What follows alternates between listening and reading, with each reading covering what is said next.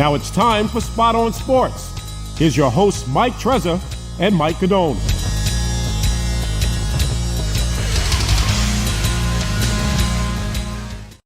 Spot on Sports, New York's premier sports podcast, where we talk sports, all New York sports, and nothing but sports. Heavy dose of Islanders playoff action tonight. Heavy dose of Nets playoff action tonight. We'll put a bow on the Knicks season. A good dose of Mets, good dose of Yankees. We'll have John Santamaria, our hockey reporter, to start the show. We'll have Chris Caputo, our new Mets reporter, later on the show. We're going to do all of that and more. Before we do any of it, let me say hi to my co-host and show him some love, the coach, Mike Guidone. Trez, is it possible to fit all of that in the show tonight? Do we have to expand to the 2-hour version here? No. What a better time. We're going to squeeze it all in an hour and 10, Mike. Great to have you here. It's been too long, and there's so much to dig into, especially with the Islanders now in the third-round series. Tough loss last night at home at the Coliseum. Before you and I get into it, let's bring on the phone with us our Islanders expert, the guy we call Johnny Sticks, John Santamaria. John, how are you? Mike and Mike, good evening, guys. How are you? All right, great. So game threes, John, in this particular postseason have not been kind to the Islanders. What happened last night? Tampa Bay did a good job of making adjustments from the first period. It certainly was able to. It was a Islanders attack to definitely start the game. One thing the Lightning did, they tightened the defense up. It paid a lot of dividends in the second period. I mean, you can say, too, even late in the first, where they were able to create the second goal, the eventual game winner. Well, that was in the second period. This goal that was the eventual game winner, the 2-1 goal. But then when you look at it, too, Tampa's a team. This is one thing we could say this postseason. The Islanders saw three different types of teams. You saw an inexperienced group in some regards with Pittsburgh. You saw the veteran, experienced group with Boston, and now you have the team who won the Stanley Cup last year, the Tampa Bay Lightning. So adjustments are the key. Tampa did that. That's why they won last night. John, I know you wanted me to mention, just to go back to game 2 in Tampa for a minute, that play where Tampa scored and it turned out had too many men on the ice. I've never seen Barry so furious. He was really ticked off after that play. Take us through that sequence. Well, I've never seen too many men on the ice called miss, because especially the way the refs are positioned, it's clearly something that you don't want to happen. But the one thing that I was concerned about, and it really hasn't come out yet, unless it's not written in the rules, which it looks like it isn't, and is the fact that cannot be challenged. So that's something that may need to be discussed in the offseason, is expanding replay review to possible missed penalties. John, you know what? I wanted to ask you about the goaltending situation, especially with the opponent with Tampa Bay. You know, it's very interesting when you look at the opponents, as you were mentioning before. Each round, you're taking a little bit of a step up in experience and obviously in talent level. When you are looking at Andrei Vasilevsky, who's, Vezina Trophy finalist, really one of the top goalies, if not the top goalie in the NHL, how do you solve a guy like that? Or is it really not about solving that and just about getting some better chances against a great defensive team like Tampa Bay? What is the Islanders' approach here? Well, one thing I'll say about Vasilevsky, he's clearly probably one of my favorite goaltenders to watch. He's probably top 3 in the league if I had to look at it. So pretty much the same way you could say how you probably played Marty Brodeur or Patrick Ross, some of those guys in the past. You have to attack. You have to shoot the puck. And one thing we have talked about in the past, how the Islanders like to pass the puck movement, trying to set up the best opportunity. No. You're starting in game 4 tomorrow night. They need to find a way to attack more. And you saw bits and pieces of that. And as Tampa adjusts, the Islanders need to adjust too. And one thing I will say that I'd like to see, maybe start to think about putting Oliver Wahlstrom back in the lineup if they feel he's a go. Not sure for who. I mean, Zajac played well. Komarov has played well at times. Maybe spark something up, bring a little bit more juice, bring something that Tampa has not seen. They did not see him last year, did not see him this year. bring something, maybe just spark the lines up a little bit, fix some things up, and that could be one of the things. Great job also last night by Tampa Bay, third period, up 2-1. They were pretty happy with just kind of sitting back and saying, hey, we're going to play with this 1-goal lead. Islanders picked it up. But what was really the marked difference there in that third period was the amount of blocked shots that Tampa Bay was able to succeed with. It's almost as if these teams are very, very mirror images of each other, but Tampa is just a little bit bigger, just a little bit faster. And, they didn't seem, fazed by the moment whatsoever. One more key word there. Well, how about also a little bit more experience? Experience, yeah.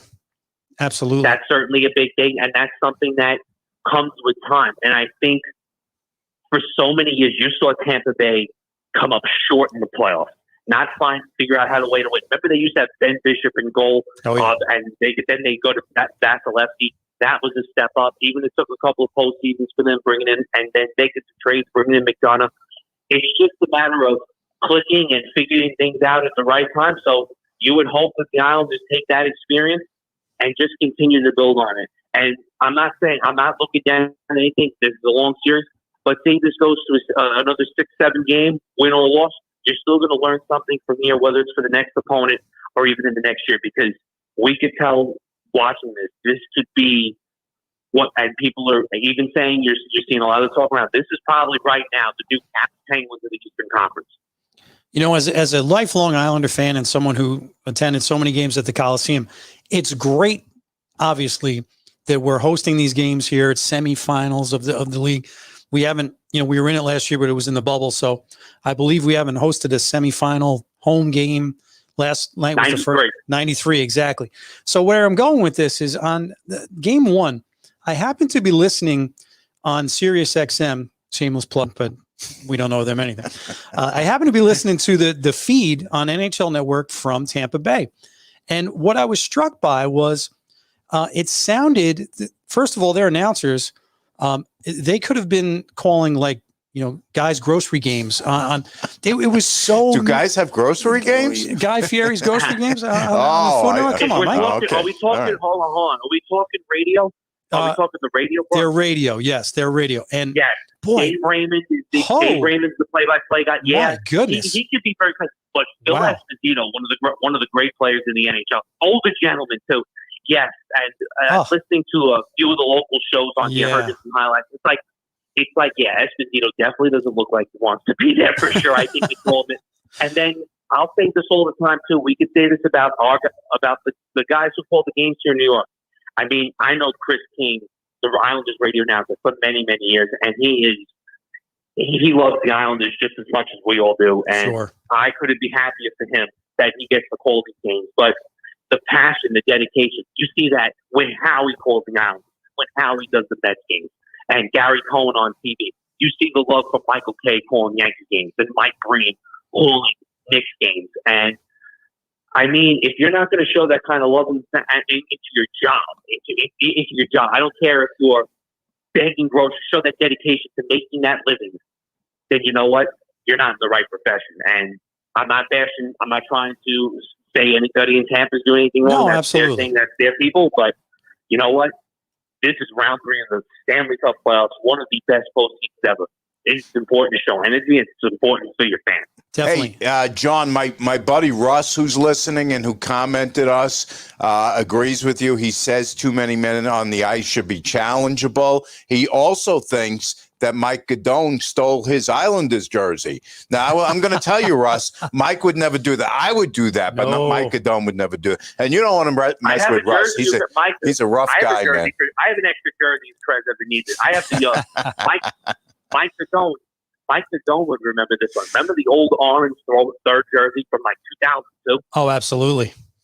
Oh, that's one I made sure I bought, and it still fits to this day. Well, don't you ever let anybody borrow it or give that thing away. But John, just let me ask you, now that we're going to Game 4, and you're actually going to Game 4. Yes, I will be there tomorrow night. I'm very excited to go. That's fantastic. Feel safe with the restrictions. So, yes, it took some time, but obviously the right restrictions are in place. I can't wait to be in there. And who knows, maybe Zach Wilson will follow me in. Well, I'm glad we had you on before that Game 4 and not after, because you probably would have no voice left. But Game 4, if I'm not mistaken, John, was about the time in the Boston series that Barry made some adjustments and started switching up the lines. Do you anticipate anything like that tomorrow night or for the rest of the series?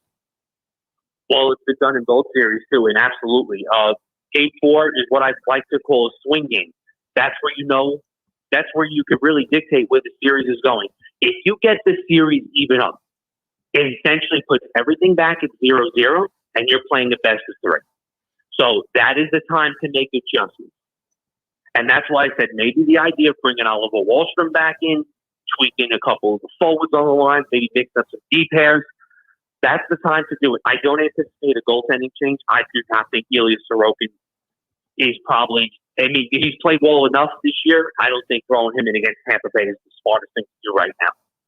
Pajot with 13 points, Josh Bailey with 12, Beauvillier with 11, Barzal has been scoring the last few games in a row. Is there anybody, John, because I don't know, maybe it's just me, but I'm looking at Eberle saying, maybe I'd like to see a little bit more from this guy. Is there any one guy of the offensive guys or even the defensive guys when you're watching and your eye is much more trained than mine that you're saying to yourself, I want to see a little more from this guy?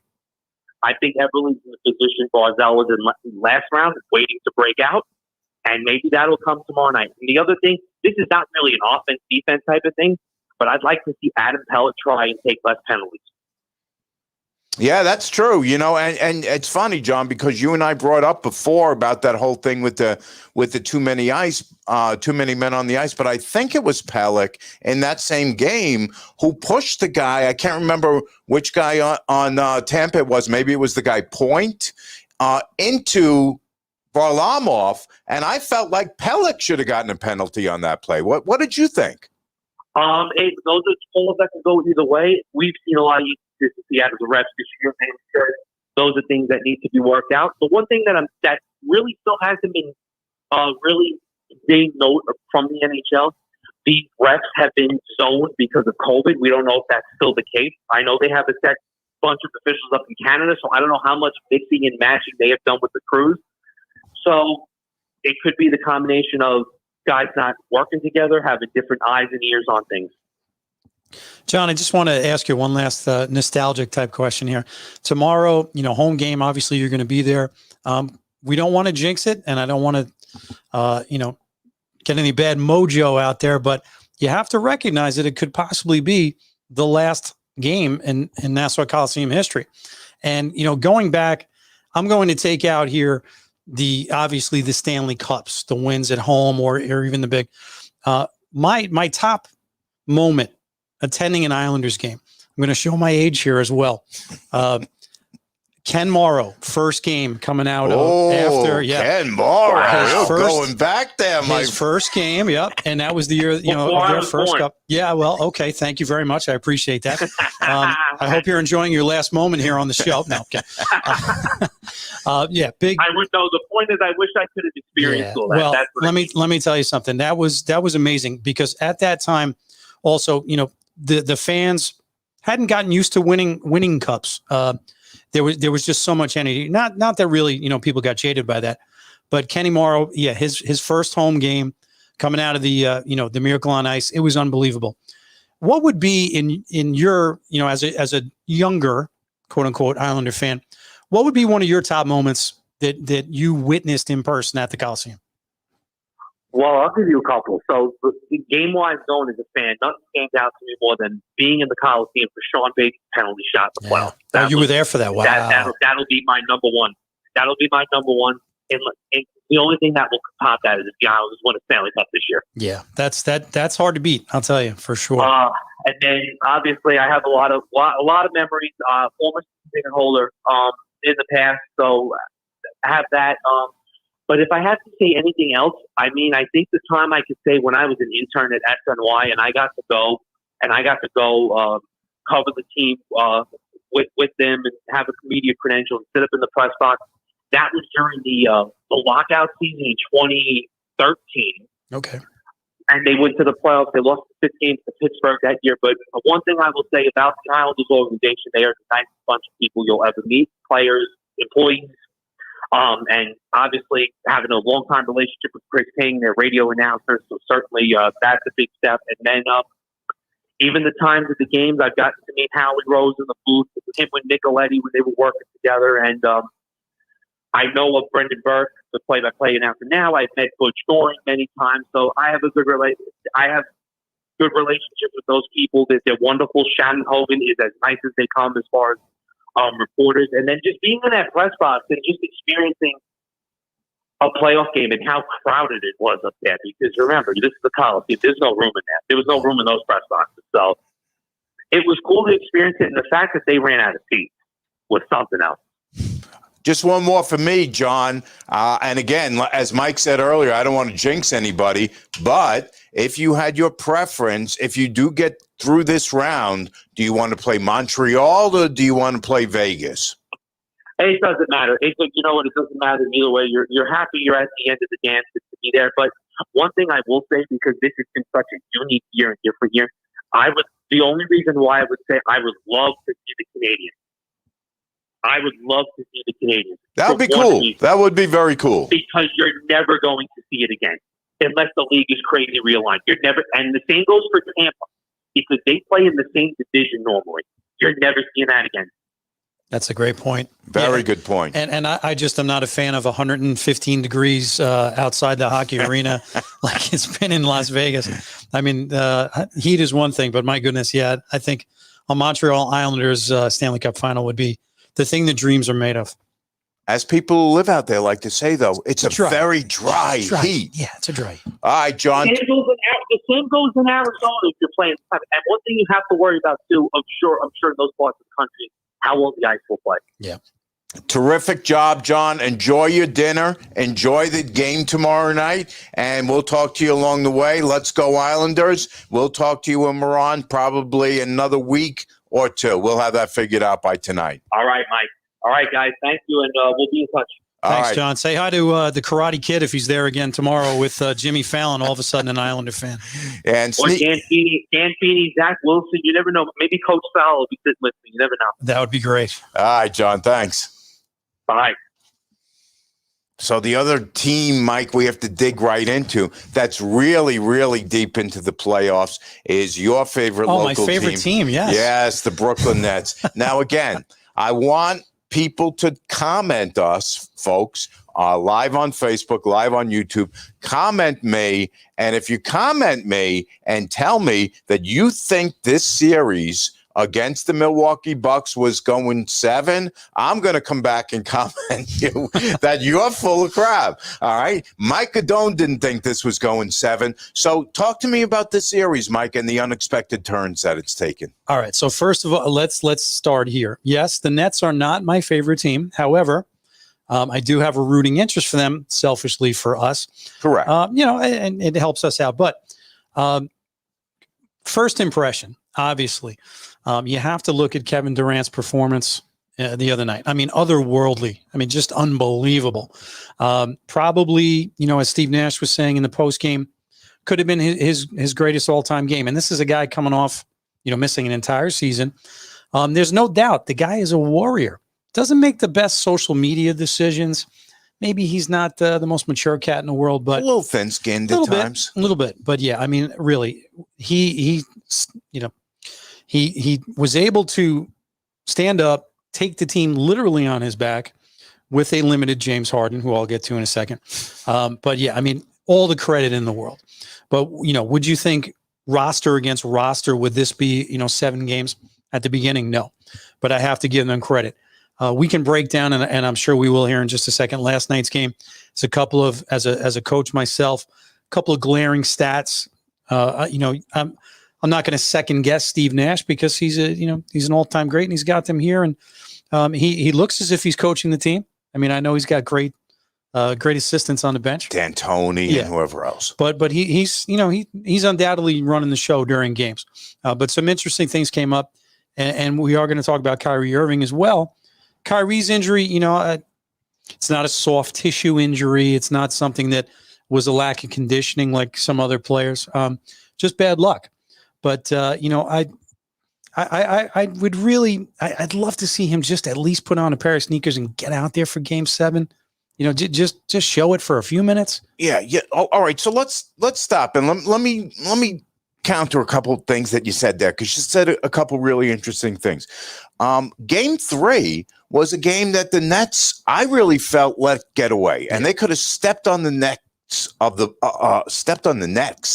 Bucks right there. Absolutely. Okay, and they let that one get away, and it was almost as if, well, we'll let you win one at home, and then we'll come back tomorrow night and we'll beat you. And nobody thought that that Irving was going to get hurt, obviously. Okay, absolutely. So here we go with the Kyrie injury. And again, this might sound to people listening and watching like, oh, Trez is a Net fan. He wants to see, it's not about that. For me, right now, the way the NBA is officiated, Mike, when you put your foot underneath a jump shooter, that's either a foul or a flagrant foul. Now, again, we heard Van Gundy and Mark Jackson, both of whom you like and I like, really debating and digging into whether that should be even a foul. Van Gundy was very adamant. He said, that's not even a foul. Not only is that not a flagrant, that's not a foul at all. And this is on a jump shooter where the guy is actually coming forward as he's shooting. Now, Kyrie is going up for a layup, right? Absolutely. If you go up for a layup, you're 2 feet from the basket.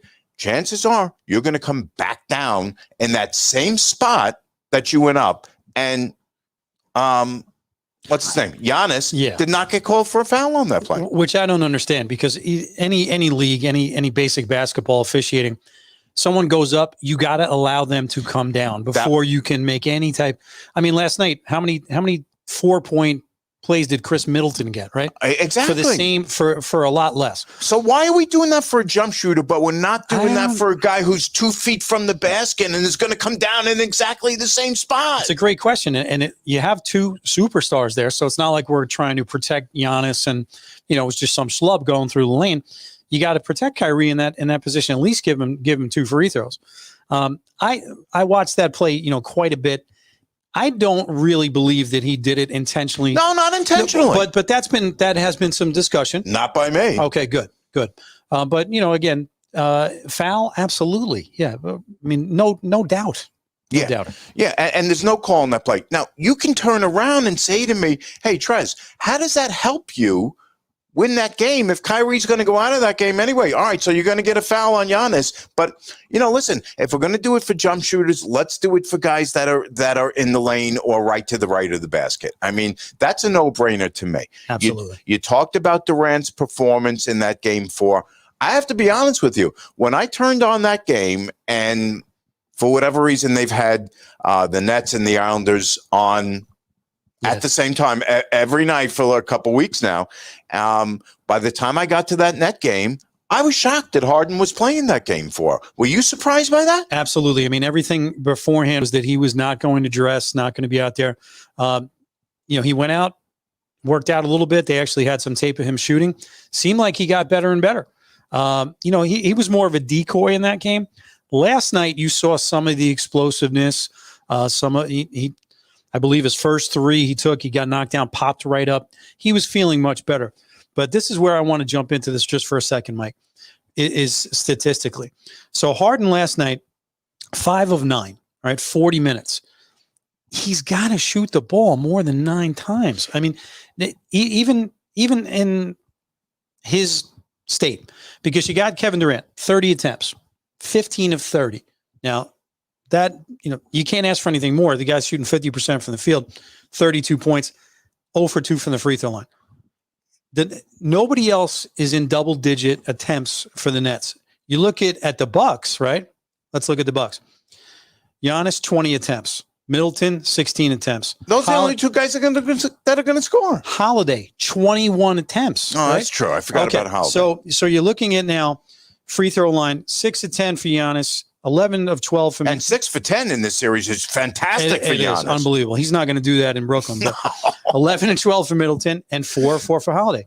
The Nets, where were they? 8 of 14. You can't take half the free throws. So obviously you're relying on jump 8 of shots. 14 the 8 Nets of 14. were last night. That's it. That's terrible for them. Terrible. They're a team that very often shoots 21 out of 22, 22 out of 23, 22 out of 25. I mean, they're a great free throw shooting team because most of the time it's Kyrie or it's Durant or it's it's Harden. So they just decided all they could do last night was not attack the rim, shoot from outside, hope for the best.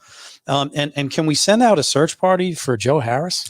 Yeah, I was going to bring that up with you. Joe Harris. The poor guy. I mean, I feel bad for him, but Madone, can you make a shot? I pulled it up, Mike. In this series, he's shooting 41% from 3, and I was surprised it was that good. I thought it was much worse than that. That's a shocking stat. That's really surprising to me. I mean, this is a guy who shot 47%, led the league from 3 all season long. 41% in this series, and here's me, a Nets fan, who's shocked that it's that good. All right, so here comes Harden in Game 4, right? To everyone's surprise, he looked terrible that game, Mike. Yes. And you said he was a decoy. Honestly, I don't think he was a decoy by design. I think he was a decoy because that was all he could do that night. I mean, Harden, you know this better than I do, on his best night, is not going to give you much in the way of defense. No. So if he's not scoring, why is he out there? He's out there for the 3 nice assists he had in the second half of that game. You're going to play 46 minutes for that? Agreed. I don't know. You know, you got to obviously reward your superstar for lacing them up and getting out there. But if he's not giving you any type of production other than being that somewhat decoy, you got to yank him for a little bit. Absolutely. You know, it just, I was looking at one more stat I'll tell you about. Joe Harris, you know, plus minus is bigger in hockey, whatever else, but basketball. He was a minus 25. That's horrible. Last night. That's you horrible. Cannot play 36 minutes and be a minus 25 and score 9 points. I'm sorry. If Joe is not hitting shots, get him out from the 3. You have to get him out, and you have to get one of these other guys in. You have to get Shamet has been very good in this series. At least the dude can defend. Claxton, you know that I love. Yes. So here's what I would have done last night, Mike. And this is going to sound to you, and it's going to sound to Mike, our producer, and it's going to sound to everybody who's watching or listening or ever will, like Trezza's off his meds, okay? But this occurred to me before Game 6, and I want to ask you as a coach, would you ever have done this? And I think you know where I'm going. Would you have thought about, well, you know what? The one game in Milwaukee, we should have closed the deal. We didn't. The second one, we were shocked Kyrie got hurt. And, you know, obviously our energy was gone after that. We had no chance after that. We won a game at home that maybe we shouldn't have. Would you think about, if you're Steve Nash, no Harden in Game 6, limited minutes for Durant, and tell all the other guys, tell the role players, hey, you're playing heavy minutes tonight. You're playing heavy minutes tonight. We're going to rest Kevin for half the game. We're going to rest Harden for the whole game, and we're going to see if you guys can push us to game or get it done in Milwaukee. It's great points, and I can see obviously where you're going with that for sure. 3-2, I'm up 3-2. I don't know if I'm going to do that. If I'm up 3-1, I'm going to seriously think about it. Okay. But you would never do that at 3-2 because you don't have a safety there's valve. Just not enough cushion, and they had a little momentum having won that game, and you just got to go with it. And plus, you don't know what you're hearing, you know, from the training staff. A guy like Harden, it might not at this point benefit him to sit. He might need those minutes just to stay loose. You know, and I think about if they do win this series, he's not all of a sudden going to turn into the fittest guy in the world. I mean, he's got a hamstring injury that he's been nursing because he was 30 pounds overweight earlier in the season. I know, but to get traded out of Houston. I got to stop you there, Mike, in there. And I got to push you back because the thing is that one last thing. Okay. You don't want me to rag on him. It's fine. Can you maybe wear a uniform that's the proper size for you so that you don't look like you're wearing one that you're at least 15 pounds too heavy for? Okay. But here's the thing, though, Mike. I know you like to get on Harden about being out of shape, and that's great. You're inexcusable. Mike, That's great. You're a coach. I would expect you to look at it from that standpoint. But here's the thing. While Kyrie Irving was off doing Kyrie things, as you like to say, absolutely, and Kevin Durant was hurt for 3 months with a hamstring injury, I watched James Harden kick everybody's ass every night. Absolutely. Definitely can't fight you on that. So, I mean, when he was handling the ball and running the point and driving to the basket, it was the closest thing I saw to like a Lamar Jackson run pass option where it was unstoppable, because if you came over to double him, he was dishing off, and most of the time it was for an alley-oop. If you didn't double him, he was going into the lane, putting up that floater. That was borderline unstoppable. True. And watching him gives hope to fat guys like me that we could actually get something done. I'm watching Phil Mickelson at 51 years old give hope to old guys like me, and then I'm watching James Harden give hope to fat guys like me. And so I'm having a great season, and you're bursting my bubble. Well, listen, you can try to play your way into shape in the NBA, and in a Tuesday night February game against the Sacramento Kings, you might look like the greatest thing ever. But here we are, second round of the playoffs against a team of the Milwaukee Bucks caliber. It's just tough. And if you tweak yourself again, I give him a lot of credit because he did. He carried them. He absolutely carried them. But could you imagine had he been in the shape that he should be? We wouldn't be having this discussion. No, you're right. You're right. You make a good point there.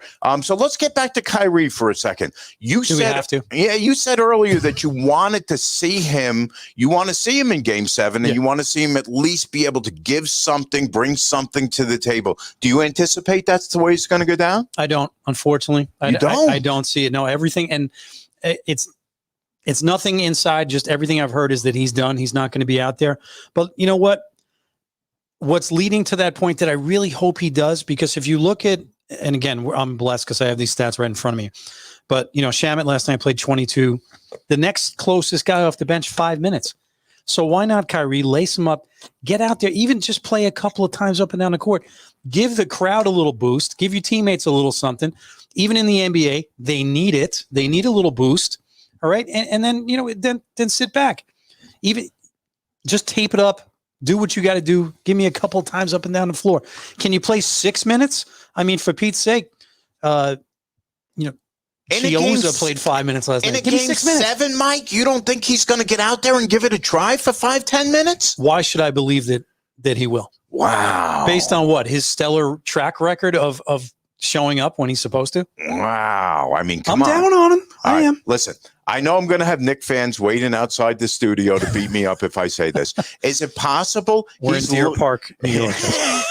Is it possible he's looking for some sort of Willis Reed moment where of course the Nets are down by 12, the end of the third quarter, 4 minutes left in the third, and here comes Kyrie running out of the locker room, running onto the court to give Net fans in Brooklyn that Willis Reed moment? You think that's possible? It's possible. If he delivers that, let's do it. Then you know what? Then I'm going to give you credit. So when we're sitting back here next time, I think that's the biggest question we're going to have to address, Trez, is obviously Game 7. This series, we'll talk about the Islanders, but who showed up, who didn't, and how did the game go? All right.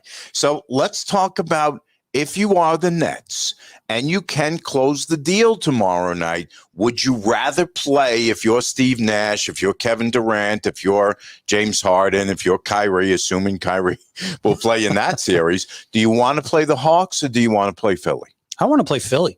You want to play Philly? I do, which earlier on I would have never said that. But here's the reason why. Nets have been getting hammered inside. I mean, just absolutely abused. And Joel Embiid is a big-time player, big-time inside player. But he is not going to control an entire game the way the Hawks have their depth inside. Hawks have a lot of belief in themselves. It's them against the world right now. They won a game they never should have won, okay? And quite honestly, I don't want to pick on Doc Rivers because I think he's a great guy and I think he's a decent coach. But he has had way too many deer-in-the-headlights moments for a guy who's won a championship. And I kind of like, in a tight spot, going against a guy like him as opposed to Nate McMillan, who's playing with house money right now. We go back to before the Hawks played the Knicks, and you were spot on. You were talking about not just guys like Trae Young and Capella that everybody knows about, but you mentioned John Collins, who's had a really big playoff run, not just against the Knicks, but now against Philly as Absolutely. well. You mentioned Bogdanovich, who I guess a lot of people know, and people tend to forget Gallinari, the former Knick, is still on the Hawks. So yeah, there's some talent there. Let's take a look out west, though, Mike. I think it's really interesting that after being down 2-0, the Clippers have now come back and won 3 in a row in that series out west. And with Kawhi getting hurt. Exactly. It's that story about Paul George. Is it playoff P? Is it, another word that they called him last year, P, when he didn't show up? He's played tremendous. 37 last night, 16 rebounds, 5 assists. Big time. He was Paul George and Ringo last night. That's great. That was a man's effort and a man's game. No question. Yeah. No question.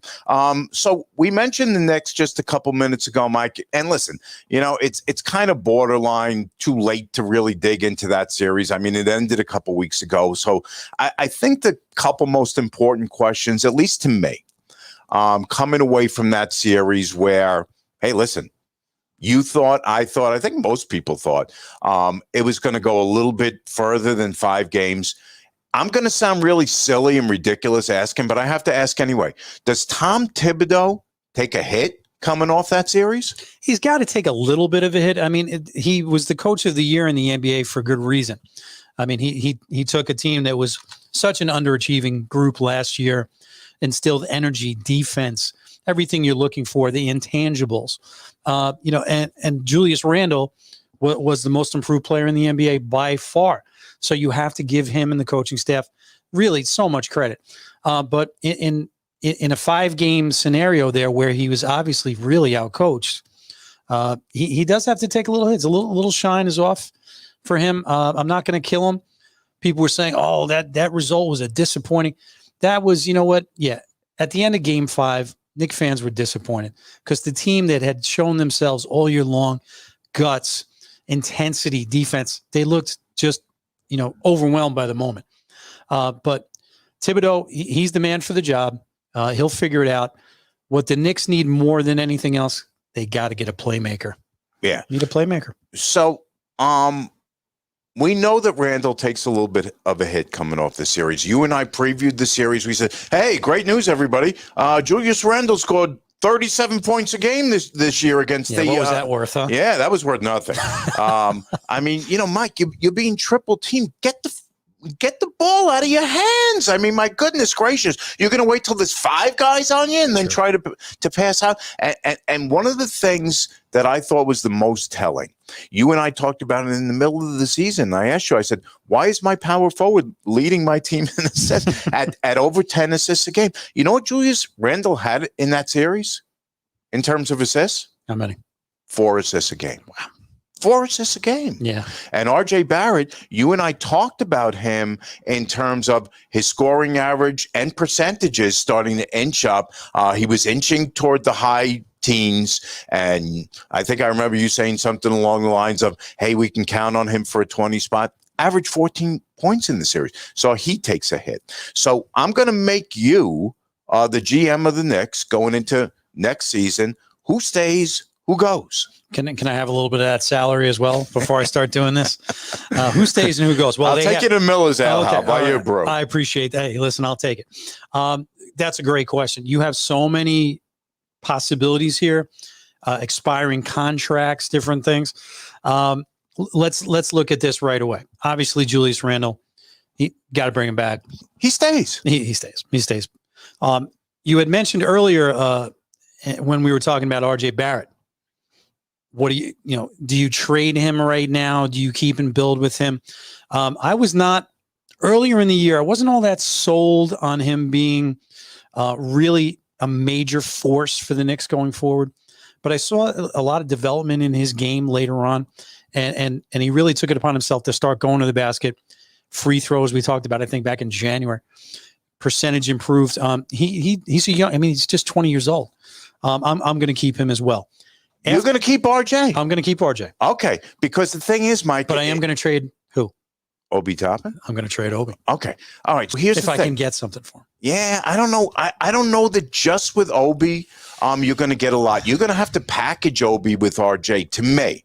I had this conversation with a Knicks fan friend of mine who said, no, I'm not giving up RJ. And I said, but listen, you're expecting to get quality in here. You have to give up quality. So the guy that I think you and I had talked about, maybe we didn't yet, getting in here is the guy everybody wants in here, Damian Lillard. What do you think the Knicks are going to have to give up to get Damian Lillard in here? And is it possible? I don't know if it's possible. I mean, you're going to have to give up, obviously, a ton of picks, which they have. You're going to have to give up your best young player, RJ Barrett.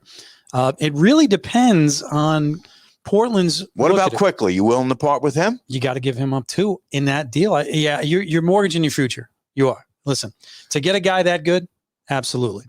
To get a Bradley Beal, you might not need to throw in 3. It quickly might be okay. It's just those type of guys bring back such capital that it's almost. I don't know if the Knicks have the kind of talent to go that direction. It really depends. Portland, are they going to rebuild? If they're in a true rebuild, then the draft picks and young players are going to help. Washington, they don't look like they're really in a rebuild at the moment. They've parted ways with Scott Brooks, somewhat surprising, but they finished strong. So they're not a rebuilding mode type team down there. They never have been. I think you'd have a better shot with Lillard. But do you want to in Portland?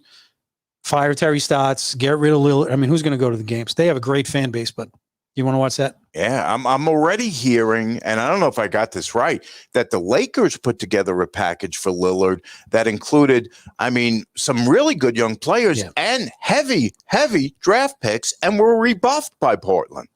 They were. Let's look at this in a month or so when the draft comes down and who's upset and who's not. There was word today. I don't want to go here for too much, but Zion Williamson unhappy. All these guys. Everybody's trying. It's like a game of chess. What's he unhappy with? Ownership? He's unhappy. Hey, listen. You know what? It's all about the brand. They fired he's on his 3rd coach in 3 years. I wouldn't be very happy with that myself, quite honestly.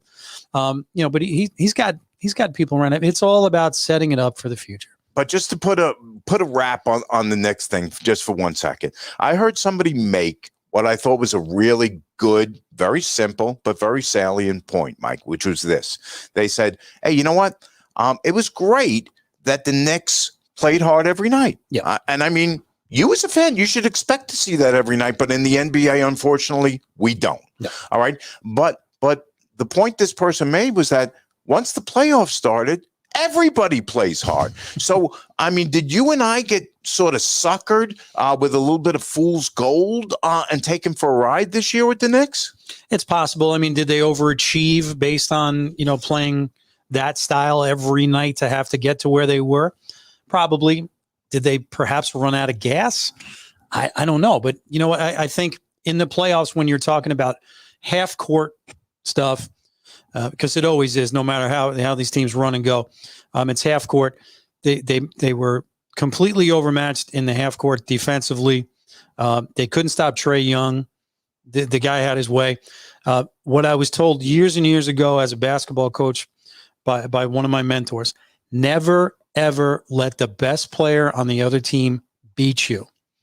And the Hawks did a masterful job of taking Julius Randle out of the equation and saying, hey, okay, you know what? Derrick Rose, yeah, go ahead, take over. RJ Barrett can't, whatever you can do. If you, in your first time in the playoffs, if you can step up, if you were going to write the book on how to defend and play the Knicks, just look at what the Hawks did.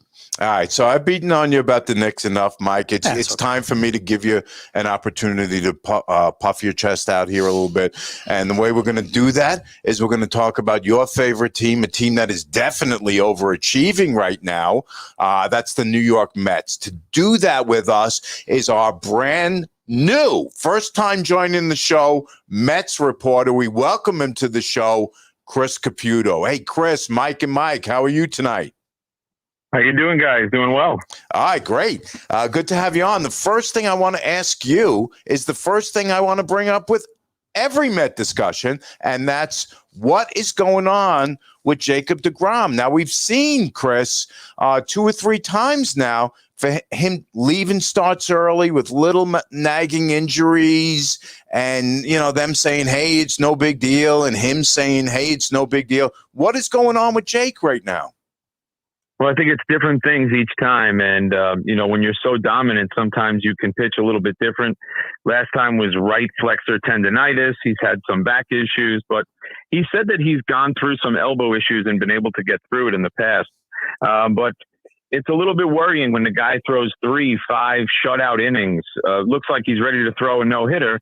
And the next thing you know, he's got to come out. The last time he talked, he did say he wants to compete. But the discussion does need to be had of, do we just shut him down for 2 to 3 weeks at a time to take all these issues and maybe put it to the side? But who's to say in 2 to 3 weeks that those issues aren't going to come up again? It looks like maybe he's on track to pitch Monday. They did talk about how he threw in between starts. He did his normal routine. Today he had a little side session.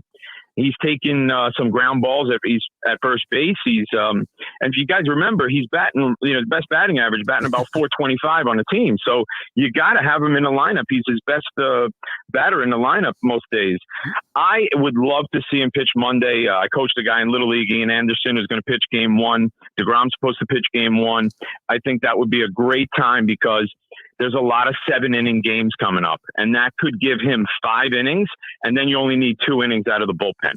That's a great point with all the doubleheaders coming up, Chris. You mentioned that, and Ian Anderson, who you were, again, you're not name dropping here. That's pretty impressive stuff that you were able to work with a kid like that when he was young, and I'm sure you have a lot of pride. So this big homestand that we're continuing and going up, and now we're heading on the road to play Washington and all, just many makeup games coming up.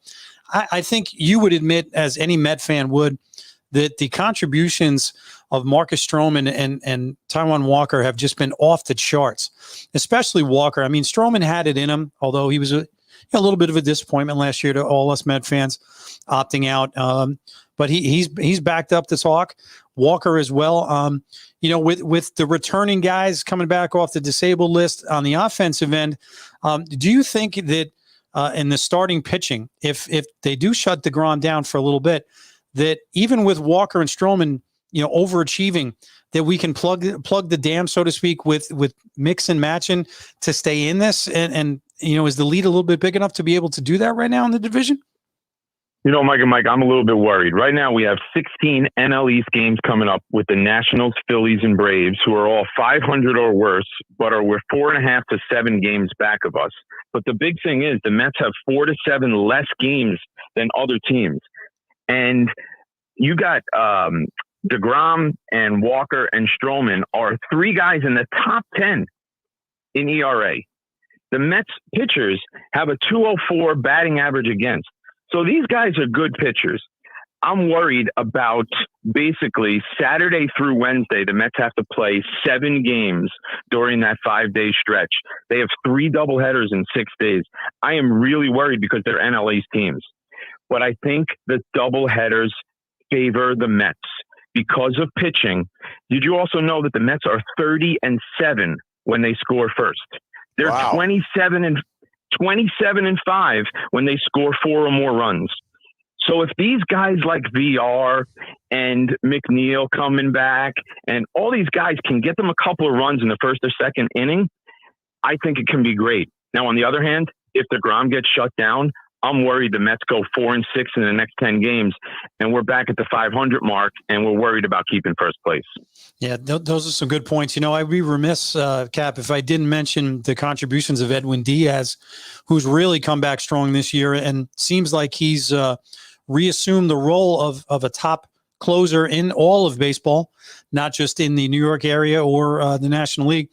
But with all these doubleheaders, let's say the Mets do get out to Leeds or whatever else. I know the bullpen shortens up because it's only 7-inning games, but you can't trot him out there game after game, day after day.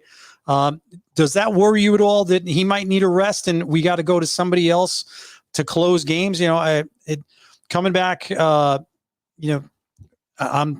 not going to really depend on Seth Lugo all that much, although he has looked pretty good.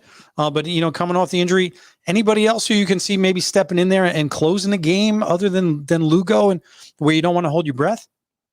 I mean, they would throw May out there. I have to give some credit to Jeremy Hefner. I mean, if you watch Trevor May one night, it looks like he has never pitched in the major leagues. And the next day, they're working on little tiny things that you don't see, where he's pitching tipping pitches and things like that. And then next thing you know, he goes 1, 2, 3. So their pitching coach has done a phenomenal job with the number one staff. I could see May going out there. I am not a big Jacob Barnes fan, even though he's got 2 saves for them. I like Aaron Loop in those little situations, but in those doubleheaders, it's tough. But you got to remember, guys, when you play doubleheaders, every single time you're allowed a 27th man. So the Mets can pull up on Saturday, Monday, and Friday a new pitcher each time. And that guy might be a long relief guy. It might be a spot starter. They just picked up a guy from the Giants who actually was in the Mets organization by the name of Nick Tropiano. He might throw for them. I'm not a Gesellman fan, but they can throw them out there. Sean Reed Foley is the guy that I see going long. Let's say DeGrom pitches on Monday, goes 2 innings. Sean Reed Foley can throw 5 innings and get them through. And they got one more guy that they might throw as a spot starter, let's say Monday, let's say next Friday, Jared Eichhoff, a former Philly. See, these are the kind of tidbits, Mike, that as a Met fan, we need. No, this is great. Some I'm inside stuff, which is great, and we appreciate that. Finally, on my end, Chris, you mentioned Gesellman. A couple of years back, in fact, you and I went to a game. We sat basically on the front row on the dugout. Yeah, if you remember this game, we watched him pitch in that game, and to me, I thought found a David Wright autograph ball that day. There we go. Yes, I thought Gesellman that day was electric. I thought he had the right attitude. I thought he was going to be big time. I know he had some injury issues, but just everything about him screams he doesn't want to be on the mound. Is it do you see anything in the guy's body language or anything else? Just it's the hair.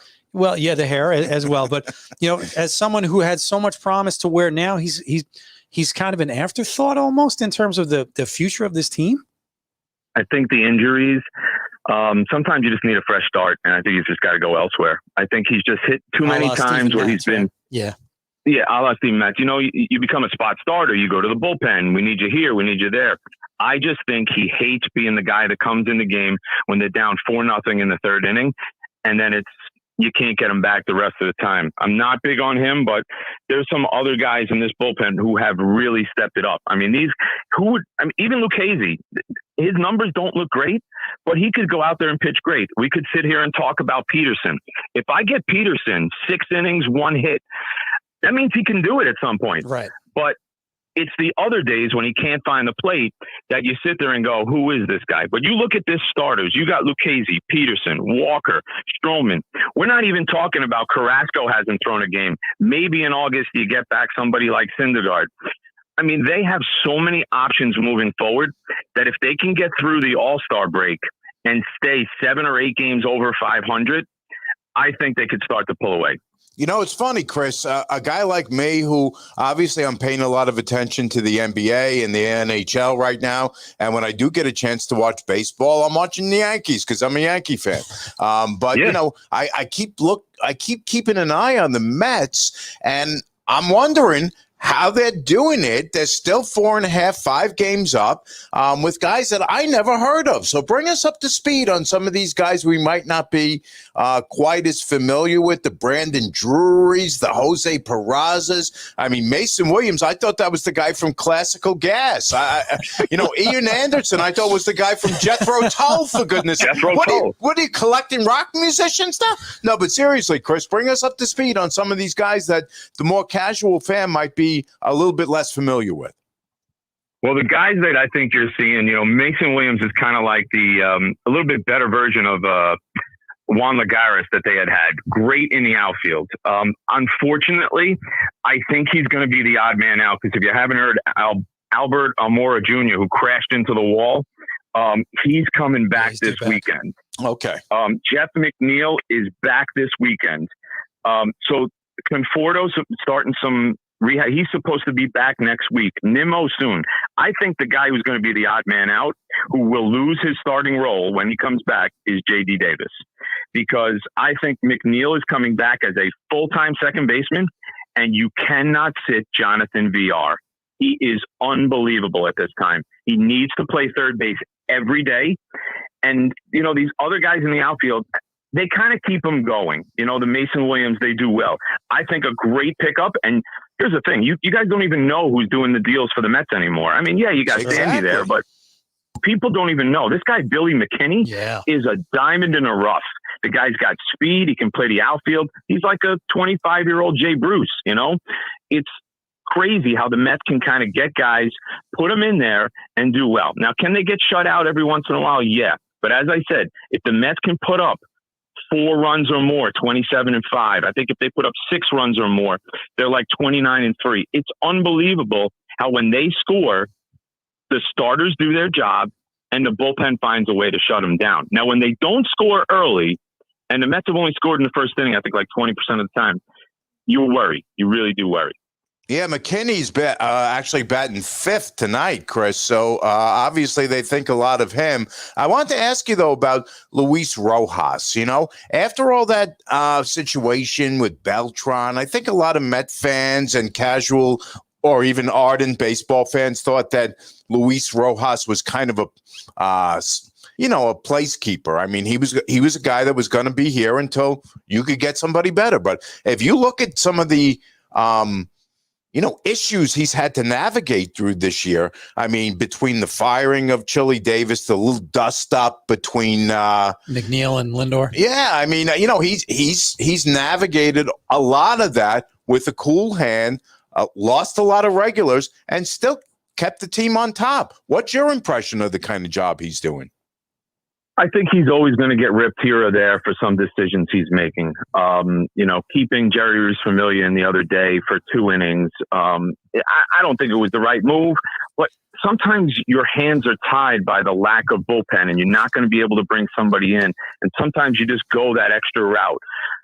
I can't really judge him on last year with COVID and guys opting out, and they just never really had a shot. I think for the most part, what the guys like is he's been around, he coached them in the minors, and he's a player's coach, which basically means, he listens to them, he understands the game. What I think he needs to do is, and I don't know if this is true, if he is really, truly in charge of the lineup, to kind of keep it consistent every day. So these guys know when they come in, I'm batting first, I'm batting third, I'm playing third base, I'm playing first base. To start throwing McNeil in the outfield one day and J.D. Davis here, and now we got Nito behind the plate, but McCann's going to play first base. That's not good. They need consistency, and he kind of follows the Felipe Alou being part of that family. So I think he understands the game, and the guys are starting to respect him. And I don't think he's going anywhere. All right, Chris, fantastic job. It was great chatting with you. We'll have you again next time, and have a great weekend, all right? Let's go Mets. All right, and this is unbelievable. We got open stadiums now, 100% capacity, so this is going to be really good. I hope you guys enjoy the baseball season just as much as you're enjoying the other sports. Absolutely. Thanks so much, again, Cap. Chris. Great having you on, bud. Thanks. Talk to you soon. All right, be well. All right, Mike. So I guess that leaves you and me, and I guess that leaves just one team for you and me to talk about. The Red Bulls of New York? I might need a Red Bull to have to talk about the New York Yankees. I'll tell you, Mike. This is the analogy I can make if you want me to make one, all right? Sure. Did you ever, back in your young single days, you were quite a Romeo, I understand. Oh, yeah, absolutely. Yeah. Did you ever really try hard to get a woman interested in you? And you were doing everything. You were pulling out all the stops. You were like, I have to get this girl. I have to get this girl. And by the time she actually started becoming interested, you lost interest. I mean, this is basically the Yankee season. The pitching was great at the beginning. The lineup was absolute garbage. And now it's completely turned around. Yeah, it's amazing. Well, you're giving me a lot of credit. You're assuming that somebody reciprocated the interest. No, but I know what you're doing with that. Yeah, I've never seen anything like it, especially with the, the pitching depth, of course, wasn't there, but they overachieved. Then you got some injuries. Kluber, through the game of his life, and then all of a sudden he's gone. So unfortunately, you hate to see that. But it's just like they can't get out of their own way. Each time they get a little momentum, base running, blunders, and base running's been horrendous. It is. That's the one constant all season long. Absolutely. And is it easy to go back to Aaron Boone and say, whatever else? I don't know. I don't think he's the problem. It's hard to watch. And for you Yankee fans, I do. I feel badly for you. Yeah. I mean, when the offense finally started getting in gear, the pitching started falling apart. And listen, I mean, you brought it up with me in the offseason, right? We talked about both guys together. Corey Kluber, I was enthusiastic about it. I said, hey, you know what? 1 year, $11 million. Great signing. And then you brought up Jameson Taillon, and both of us thought, hey, listen, any guy who's named after a whiskey, you can't be all bad. I mean, let's go. Mike, is it time to pull the plug on the Jameson Taillon experiment? I mean, the guy is 1-4. He's got an ERA. You ready for this? 5 3/4. Yeah, I think it is. But what are you going to replace him with? It's a shame because Luis Severino was kind of on track, and then he basically blows out his groin, in a rehab start. So when and if he's coming back, what's the trade market like? Boy, I don't know. I think if Taillon at least is healthy enough to give you the innings, you got to trot him out there. But if you can find something a little bit better, yeah, I mean, it's slim pickings at the moment. You make a great point. If they had anybody to replace him in the rotation with, he'd be replaced right now. I mean, you're running guys like Michael King out there, okay? Nice enough guy, pitched a good game last night. Not ready yet. Yeah, got a triple play in that game. So that game last night actually was watchable. Yes. I couldn't watch any of it because I was glued to the Islanders and the Nets game. It was the third option of the evening. Yeah, I mean, so I was watching 10 seconds of it at a clip. And here's the thing. I mean, we've talked about Jordan Montgomery. He's basically the Giancarlo Stanton of pitchers. He's either untouchable or he's given up 4 runs in the first inning. He's like a Six Flags roller coaster. Yeah, I mean, not Severino, but Herman, yes. We talked about Herman. Herman is a guy, he was terrible at the beginning of the season. They sent him to the alternate site. They got him straightened out. They brought him back. He was really good. And then he started falling apart again. So you have nobody to replace Taillon. And you mentioned Severino. He had a setback. He always has a setback. I mean, this guy is never on the field. That's true. So, Yankee fans have started to ask questions like this. And let me ask you this question. I think you're going to ask me the question I was going to ask you, but go right ahead. So ask me. Okay. All right. Is it time to part with Aaron Judge? Because you got to pay him the kind of money next year for a guy who's not on the field as much as you would like. Did I ask the right question? 10 shows, and this guy and I know each other well. We're asking each other the same question. We didn't plan that, folks. So this is the discussion I start to hear in the last couple of weeks from Yankee fans. Is it time to move on from Aaron Judge? Here's what I say. No, I'm not moving on from Aaron Judge. I agree with you 100%. And next question they would ask me is, well, who else are you going to move to get back value? And there's one guy I point to, and I don't want to move him, but it might be time to think about it. I don't want to guess because, I'm a Mets guy, so you can lay it on me. Gleyber Torres. Yeah. Gleyber Torres, to me, Mike, doesn't really fit on the Yankees. He doesn't fit their infield. He's not a shortstop. He thinks he's a slugger. So if I'm a general manager who thinks I'm a lot smarter than Brian Cashman, who thinks that my coaching staff is a lot better than Aaron Judge's coaching staff, here's what I'm going to do. I'm going to trade for Gleyber Torres. I'm going to give you the moon, the stars, and Lake Michigan for Gleyber Torres. And I'm going to say, I'm going to turn Gleyber Torres, 1, into a second baseman, 2, back into a hitter. Right. And I'm going to be in Glaber's ear every single day and say, Glaber, the worst thing that ever happened to you is you hit 38 home runs in a season, a third of them against the Orioles, by the way. That's the worst thing that ever happened to you. You should be the guy who's hitting 300 every year, or at least 285, Mike. He's started to pick it up a little bit. He's in the 260s, very low RBI totals, very low home run totals, which is okay with me. I don't want him hitting home runs. We have too many right-handed, all-or-nothing hitters. I mean, Judge, Stanton, Sanchez, Voit when he gets back. That's 4 without batting an eye I can name. So you know what? Here's a couple things. Number one, trading deadline, not until August 31st this year. Right. Gives you some time as a GM to figure out if you're going to be a buyer. Am I going to be a buyer? Am I going to be a seller? And the Yankees should never be sellers, but if you're going to be a seller, you have a little bit more time to figure out. If you want to sell, here's what I want to sell. Here's Gleyber Torres. What are you giving me? Absolutely. He really is. You're 100% right. The most realistic and valuable trade chip that they have. Yeah. And I mean, you look at some of these offensive numbers up and down the lineup, Mike. DJ LeMahieu, Yankee fans don't like to get on DJ LeMahieu, and I don't. But, Mike, we're in the middle of June, and the guy has 16 RBIs. I mean, that's not possible. It's shocking to be as solid and good as he was last year in those circumstances, to be so poor this year. I mean, the guy was hitting – for the last 2 seasons he was on the Yankees, and I realized last year was shortened. He hit 384 with guys in scoring position. And for most of this year, he's been down around between 200 and 220 with guys in scoring. That's not good enough. No. I mean, the average is inching up to, the 260s. But, I mean, that's not what you paid him for. No.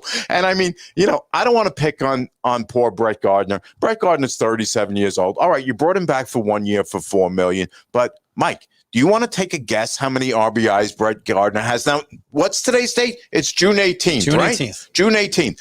Brett Gardner has, are you ready for this? No, you take a guess. Let's have some fun with this. How many RBIs does Brett Gardner have? Brett Gardner has 12 RBIs. Not even 10. Oh. He's still in single digits, Mike. Unless he drove in a run last night, which I don't think he did. I don't think so. He has 8 RBIs. Now, listen, again, Brett Gardner's not an RBI guy. He should be a table setter. But, I mean... Is that more of an indictment, though, on Clint Frazier, though, that he is so badly, gone under his expectations as well? You bring up a good point with Frazier. I thought he was going to be big time. Yeah, I know. A lot of people did. I think he needs to change the scenery as well, not to interrupt, as we were talking with some of the Met guys. But he hasn't shown enough to bring back really what you'd want. Right. And so for the last 2-3 weeks, you've been running Miguel Andujar out to left field, who's not a left fielder, but again, who started to provide a little punch, a little pop in the Yankee lineup, which is badly needed. Yes, pop, enthusiasm, and exactly. And a little hustle. Yeah, no question. No question. So that's going to do it for us, folks, for Spot on Sports. Great show. We love being here at the new Format Studio in Deer Park. It's a great place. We like working with Michael Anthony, also known as Mr. J12. Fantastic job by him tonight. We're here at Formats Studio in Deer Park. We want to thank Johnny Sticks, John Santamaria for hopping on with us. We want to thank Chris Caputo, our brand new Mets reporter. We'll have him back anytime. Our theme music, Spot On, is by Mr. Scott Daly. Our logo art is by Valerie Hanatic, the Jets fanatic. Our engineer is Mr. J12, Michael Anthony. And instead of ending with our usual, with Jim Valvano, I'm going to give you that great philosopher, Yogi Berra, who once said, it gets late early these days. New York Yankees, that's a message to you. For Mike Guidone, this is Mike Trezza saying so long. We'll see you next time on Spot on Sports.